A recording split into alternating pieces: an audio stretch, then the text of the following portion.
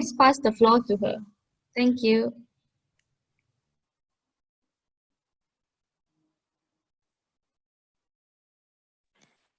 Hi, good morning. Thank you for joining us in this session for Family Link again. I'm Dr. Hasbani. I'm a medical officer in the psychiatry department of Penang General Hospital. So thank you, Dr. Tay, for the second opportunity I got to present in this program. So I'll be carrying forward from where Dr. Herrick left off. This is our fifth module titled Be Nice to Yourself and Rebuild Life. So I think this topic would be very relevant, especially to caregivers of patients who are mentally ill, who are not emotionally doing very well. As we come to see, treating mental illness is never a one-man job. Tackling mental illness requires a multi-pronged approach involving both the commitment of family members and primary caregivers on one hand in hand with the involvement of medical professionals. So having said that, in the process of recovery from mental illness, family members also play a very vital role aside with the role of medicines and medical professionals. Recovery in terms of any illness, especially when concerning mental illness, is a very long and windy road. And it should never be walked alone, for it can be quite a treacherous journey. And recovery, when we're talking about mental illness, is a very broad term. Most of us would assume recovery signifies improvement in the health condition alone. So this may be true in the case of most other medical illness, but it's important to understand that when we speak about recovery in the context of mental illness, one of the most important benchmarks for recovery is actually the ability for the patient to self-care. So this brings to mind one of the patients that I saw in a clinic consultation not too long ago. This was a patient with chronic schizophrenia with epilepsy. So she came in for her appointment together with her brother and sister who were very concerned about her condition. So they were asking me, doctor, you know, she has been coming here for many decades, and despite trying this drug and that drug, there's no sign of so-called recovery. And so I was very surprised that they mentioned that, because I looked at the patient. She was someone who was very well groomed. She took care of herself well and she could speak well.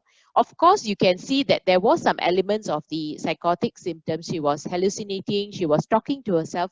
But all the same, you can see that she's someone who was able to care for herself and groom herself to a certain extent. So I pointed this out to the family members. You know, have a look at how she's been able to care for herself and she's independent to a certain extent. So that is what we doctors and medical professionals can consider as a very important skill in terms of recovery. And the moment a patient with mental illness is able to carry himself well with this level of self-care, it's hats off to the caregivers, because it's with your help that they have been able to achieve this. So progress in one's ability for self-care doesn't happen alone. It's often the result of love, continuous support, as well as the hard work of relatives or caregivers. So we must remember that when we are talking about recovery of mental illness, only a small portion actually happens at the hospital setting or the clinic setting. A very big portion and continuous process actually happens at home with the loving help of the caregivers. So it's safe to assume that you as caregivers, as family members, have an indispensable role when it comes to recovery of people with mental illness.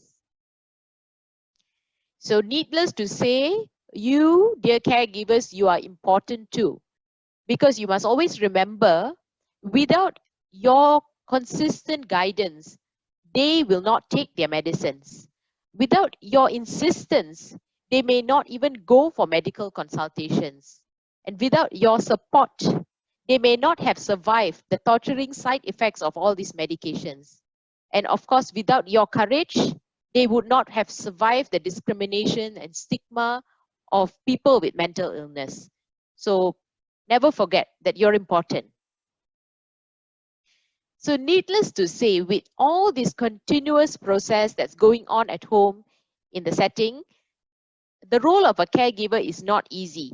So there are many occasions where you may suffer from caregiving burnout, and you may be in a very helpless position, especially when you witness the suffering your family member experience as the result of their mental illness, be it a discrimination or struggling to care for themselves. Even basic things may be a struggle for them. So you as caregivers usually would have to take up that role.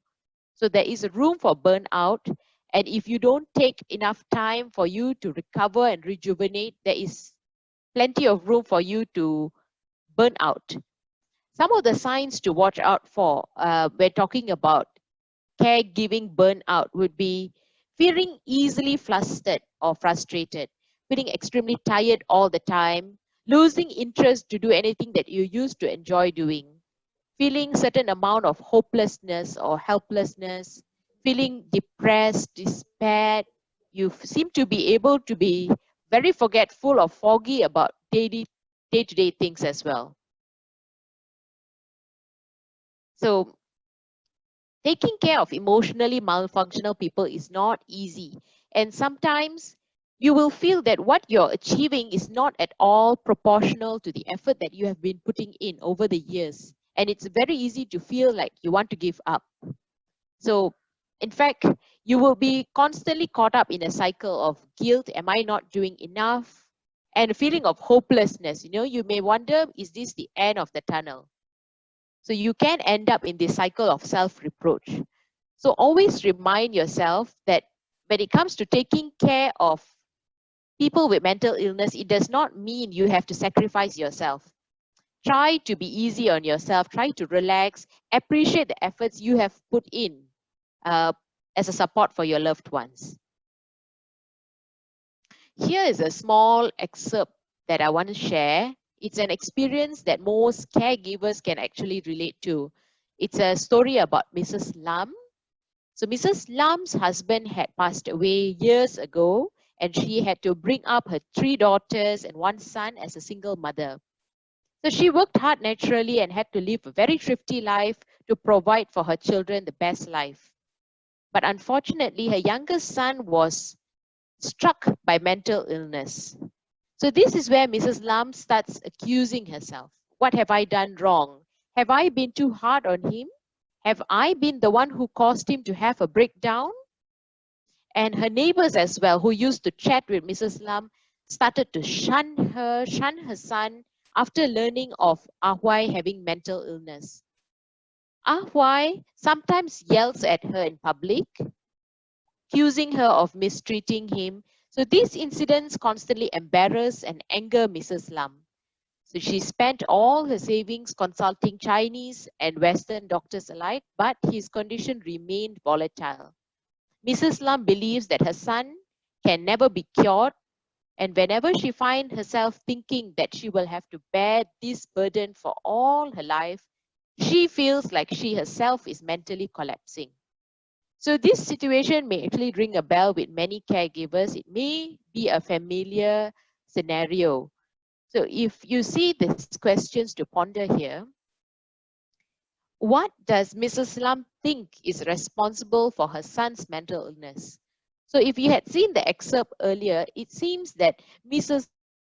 Lam had taken the responsibility upon herself, blaming her for being the cause of her son's mental illness. Have I not done enough? She's going into self-reproach. Number 2, why do all the neighbors avoid Mrs. Lam and her son? And how do you think this makes her feel? So number 2 is related to social stigma, whereby there's quite a negative stigmatization of mental illness. So whereby when someone is diagnosed with mental illness, the public tends to shun them. This leaves the patient and the family feeling even worse than before. They feel they have lost their social support, they're embarrassed, and they may not even go out to public to seek for help, giving this treatment that they've been receiving. And number 3, is Mrs. Lam responsible for her son's mental illness? The answer for this would be a resounding no. A mental illness, like every other disease, is a biological process. It's nothing to do with the way you have raised a child, with the way your family dynamics is. A mental illness is something that happens at a genetic level. Now, when someone in your family is afflicted with mental illness, you will, in all likelihood, experience a whole range of emotions. These emotions can be very intense, and as they flood you, if you as a caregiver don't find a way to process these emotions well, they will drown you. And once you have become incapable of caring for yourself, what more others? These are some of the emotions that you may experience as a caregiver. It begins with the shock of finding out the diagnosis. Slowly, you may go into sorrow. You may try to deny the fact that there is someone with mental illness in your family. Or sometimes there may be occasions you feel suspicious, afraid to tell others. And eventually, over time, you may fall into a cycle of helplessness, hopelessness, and later on, you start to blame circumstances. Why is this happening to me? You get angry. You get panic and worried. Once you leave the world, who will take care of your family member? So it's very important to process these emotions well so that it doesn't make you incapable of caring for them for a long time. So this is a very good tip by an adorable, lovable character from Frozen, Elsa. She says it very simply: learn to let it go. So whenever you have some unpleasant feelings, you should help yourself to process them by this process. Number one, identify which 5 emotions you feel most strongly about. Is it guilt? Is it anger? Hopelessness? So as you list them down, you would first identify which 5 emotions are strongly affecting you on a day-to-day basis. Number 2, identify the nature of each of these feelings. Take each of the emotion and ask yourself, is this a reasonable feeling? Or is it an unnecessary feeling? Or is it more of a misunderstanding which can be rectified? Or is it a situation that can seek help? Is it a situation that can be improved further? Or is it a situation that one can only accept but cannot be improved? So once you have identified the nature of each of these feelings, you can learn to let go of feelings in which you have no power over. Therefore, you feel a little lighter and you only have to handle emotions which you know you have control and power over. So these are some of the feelings family members may constantly experience from time to time.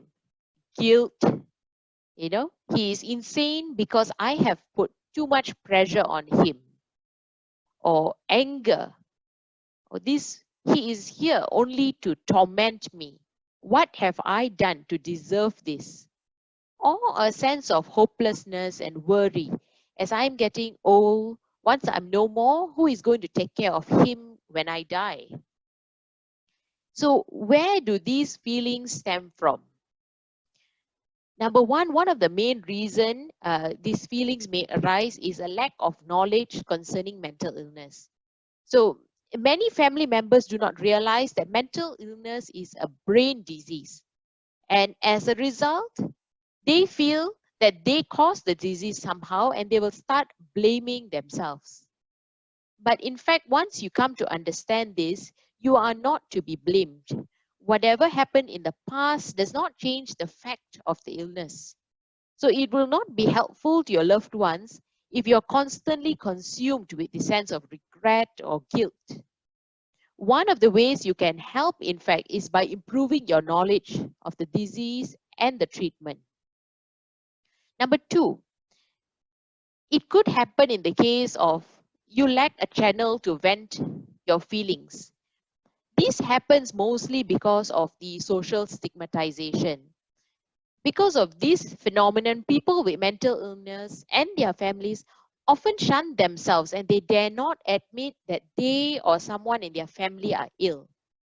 However, you should not forget that when people in the same situation get together, share experiences, they can offer each other support which is priceless. So, which is why joining organizations or support groups like this can be very helpful, especially when you need an empathizing ear. And number three would be from a lack of awareness of patients' rights. So sometimes when you feel helpless regarding being in a passive position, whereby as family, sometimes you know very little about the medications, very little about the progress of the treatment. So this puts you in a passive position whereby you just listen and agree. So this could also lead to this feeling of anger, of remorse. So once you're able to improve your knowledge as well as awareness of mental illness, you can take an active role and also be involved in helping the cause of recovery of someone with mental illness. Now, almost all of family members have experienced social discrimination at one point and also most likely have faced accusations by the ill person. And most of the times, the response would be just to put up with it. But do we have any other choice? The answer is yes. So seeing things from a new angle, one of the things you can do to help overcome this would be learning how to confront discrimination. Media often it dramatizes negative news, especially regarding people with mental illness. So this only further aggravates social misunderstanding about mental illness. So while it is true that people with poor symptom control may have difficulty to control their behavior naturally, but it's important to understand that 80% of them will be able to control their symptoms well after accepting regular treatment. But despite of that, people with mental illness often are still at the receiving end of discrimination. So what can we do better to handle this prejudice from the society? Number one, learn to accept yourself as you are. Always remember that mental illness, just like every other illness in the book, is a brain disease. So it has a biological root cause, which you need not be embarrassed about. You need not deny or conceal it, just as how you would not conceal your diabetes or your kidney disease. So mental illness is no fault of the patient or the family members. Most importantly, remind yourself, mental illness is not a lifelong sentence. It's not incurable. There is hope for recovery. Next, learn to live an easy life. I'm sure many of you have watched this famous movie entitled Forrest Gump. Here we have the lovable leading character, Tom Hanks. He is someone who is born with intellectual disability, but throughout the movie, you will see how he managed to course through the treacherous challenges from the society, bullying, and eventually come out to be someone who's very successful, wealthy, and even he had his own family. So in this movie, he often uses the phrase, stupid is as stupid does. So what this means is that anyone can do stupid things.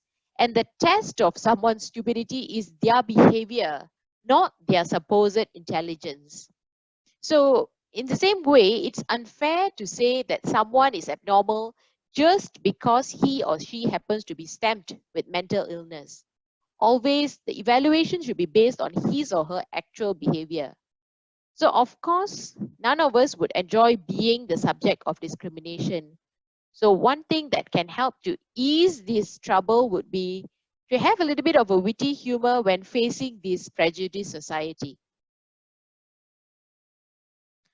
And thirdly, would be learning how to finally stand up against discrimination. Discrimination can be in many forms. Sometimes it can be deliberate and sometimes unintentional in things people say.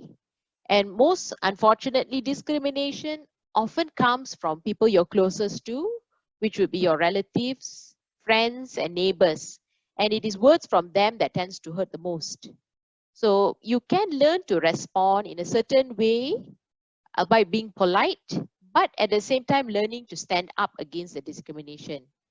These are some of the things that you can use to say to tackle the discrimination. A mental illness is a brain disease, so it's wrong to tease or discriminate someone for being ill. Or everyone has difficult times. What I need right now is care and support, not teasing. Or I believe that what you said, you did not mean it, but it made me feel sad, hurt, and discriminated against. So when you learn to ventilate and let out your feelings known, probably, at least to a certain extent, it may start to reduce these discriminatory remarks from people that we know. Last but not least, forgiveness. So forgiveness is a gift that you will give yourself. Sometimes when a person is mentally ill, they may make accusations or comments or remarks that may be very hurtful. So although remind yourself that sometimes what they're saying, even though it hurts, it breaks your heart, remind yourself that the only reason they're saying this is because they're affected by the illness. So cut them some slack and learn to forgive to ease this burden upon yourself. Next would be learning how to rediscover yourself. So in this story, it's about a mother bird and her baby birds. So you can see that in a forest there was a bird's nest in which there were 4 newborn sparrows. The mother of the sparrow constantly flew to and fro above the nest looking for food for her babies. In time, the 4 sparrows grew up and they were ready to learn how to fly. The mother thought that they were still too young to take care of themselves, so she spared no time to teach them to fly, and instead she continued to seek food for them. So the little sparrows grew larger day by day, eating more and more, and the mother exhausted herself looking for food. One fine day, she overexerted herself and she died. And the 4 little sparrows who had always depended on their mother for food, they had never learned how to fly, so they died of hunger not long after their mother's death. So what's the lesson that we can learn from this short story is, as a caregiver, overexerting yourself can do more harm than good. Number one is you would burn yourself out and thereby lose the ability to care for yourself and care for your loved ones, leaving both of you paralyzed without support. And number two, when you do more than you should for someone, if you spoon feed, these may in turn deprive the patient the ability to care for themselves. So always encourage certain things that can be done by the patient, bathing, dressing, to a certain extent, allow them to do it. If they do it incorrectly, you can always offer assistance, but don't take up the role of doing everything yourself, because this can one day paralyze them from any sense of independence. So as a caregiver, always remember to find the balance. Because when one member of the family has mental illness, the entire family will be affected. And many domestic problems may arise. Either different family members have different opinions of the best treatment option, or they may start shifting blames that certain family members are irresponsible, they are not playing their role enough. And oftentimes, the main primary caregiver tends to concentrate too much with the mentally ill that they will tend to neglect everything else, other family members or even him or herself. So as I mentioned just now, excessive attention and care can wear out the carer and also cause deterioration of the ability of the mentally ill to care for themselves. So always, as in everything else, try to seek a balance and don't let mental illness take away everything that defines you. These are some of the 8 tips laid out to help you avoid caregiver burnout. So number 1 would be to set reasonable goals. Even though it's a simple goal, you can set daily or weekly goals. You know, today I'm going to do laundry and then I will bring him for his appointment, or number 2. So if you have these goals which are simple and achievable, you won't get stressed if something doesn't get done or postponed. So make sure the list is reasonable and it's within your limits. Number 2, know when to stop. Sometimes your body will tell you when it needs a break, when you need to slow down. So remember, at that point, it is okay to say, no, I can't do it. Number 3, understand what you're dealing with. So when you deal with a patient with mental illness, you need to have a certain understanding of why they behave certain ways, or what's the importance of the treatment. Only when you understand the importance of these things would you be able to do what you do with passion and with dedication. Number 4, learn to accept and process your feelings. As I mentioned earlier, you will be flooded with a wide range of feelings from the moment of diagnosis of mental illness to the point of relapse or further progress of the illness. So tell yourself it's okay to feel angry, sad, or any of these feelings, and give yourself enough time to process it. Number 5, reach out and trust someone. Always remember that every journey is easier if you walk with someone hand in hand. So they are friends, family, or even support groups available, which can help you get through this journey together. So as it's written in number 6 as well, check out any local support groups, or even you have online communities that can help you get through a tough period in this caregiving process. Number 7, it's important to stay healthy and positive. Keep yourself physically and emotionally fit. Have time for recuperation, either by meditation or yoga, or just a simple walk daily for you to distress, and also at the same time keep yourself fit with enough stamina for the next day's challenge. Number 8, always be realistic. Sometimes in the aspect of caregiving, you can tend to lose hope. You feel, oh, I'm putting in this effort daily, but nothing is happening. So always be realistic with your goals. Always remember that there are limitations to everything. So once you have accepted this, it will be easier to care for someone with mental illness. And always find reasons in every way you can to be nice to yourself. Remember that even superheroes need to take a day off. Always give yourself enough time, because the road of recovery, as I mentioned, is a very long journey. And you need to give yourself this break so that you are prepared physically and emotionally for the long haul journey. Always take time for yourself. Allow yourself to engage to things you love, reconnect with friends, give yourself a break, because you don't want to see life as all dull and gray. You need to have something to look forward to each day, so that when you are happy, this will radiate to the people that you are caring for. Always take time off, and remember that you as a caregiver, you are not the ill person's household assistant. You are a caregiver. So it's important to first give care to yourself before you can give it to others. I think I've reached the end of my presentation. Thank you. And I hand it over to the MC.